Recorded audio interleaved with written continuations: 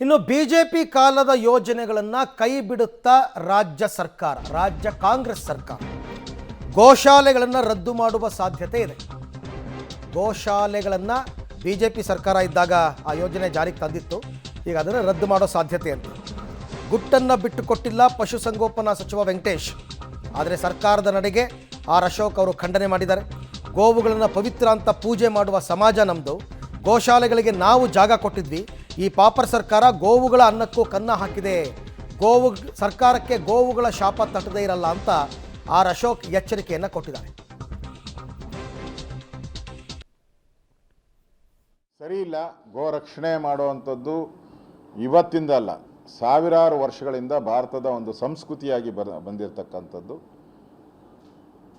ನಮ್ಮ ಕರ್ನಾಟಕದಲ್ಲಿರೋ ಎಲ್ಲ ಮಠ ಮಂದಿರಗಳು ಕೂಡ ಗೋಶಾಲೆಗಳನ್ನು ತೆರೆದು ಗೋ ರಕ್ಷಣೆ ಮಾಡ್ತಾ ಇದ್ದಾರೆ.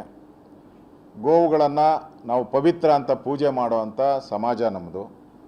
ಹಿಂದೆ ನಮ್ಮ ಸರ್ಕಾರ ಇದ್ದಾಗ ಈ ಗೋ ರಕ್ಷಣೆ ಮಾಡುವಂಥ ದೃಷ್ಟಿಯಿಂದ ಮತ್ತು ಈ ತಳಿಗಳನ್ನು ರಕ್ಷಣೆ ಮಾಡುವಂಥದ್ದು, ಈ ಹಳ್ಳಿಕಾರ್ ಇರ್ಬೋದು, ಬೇರೆ ಬೇರೆ ತಳಿಗಳಿದೆ, ಇದನ್ನು ರಕ್ಷಣೆ ಮಾಡಬೇಕು, ಮುಂದಿನ ಜನಾಂಗಕ್ಕೆ ಇದು ಸಿಗಬೇಕು ಅನ್ನೋ ದೃಷ್ಟಿಯಿಂದನೂ ಕೂಡ ನಾವು ಗೋಶಾಲೆಗಳನ್ನು ಮಾಡುವಂಥದ್ದಕ್ಕೆ ಅವತ್ತು ಹಣನೂ ಬಿಡುಗಡೆ ಮಾಡಿದ್ರಿ. ನಾನು ರೆವಿನ್ಯೂ ಮಂತ್ರಿ ಇದ್ದಾಗ ಗೋಶಾಲೆಗಳಿಗೆ ಜಾಗಗಳನ್ನು ನಾವು ಕೊಟ್ಟಿದ್ದೀರಿ. ಆದರೆ ಈ ಸರ್ಕಾರ ಬಂದು ಪಾಪರಾಗಿರೋ ಸರ್ಕಾರ ಈ ಪಾಪರಾಗಿರೋ ಸರ್ಕಾರ ಆ ಗೋವುಗಳ ಅನ್ನಕ್ಕೂ ಕನ್ನ ಹಾಕ್ತಾ ಇದ್ದಾರೆ.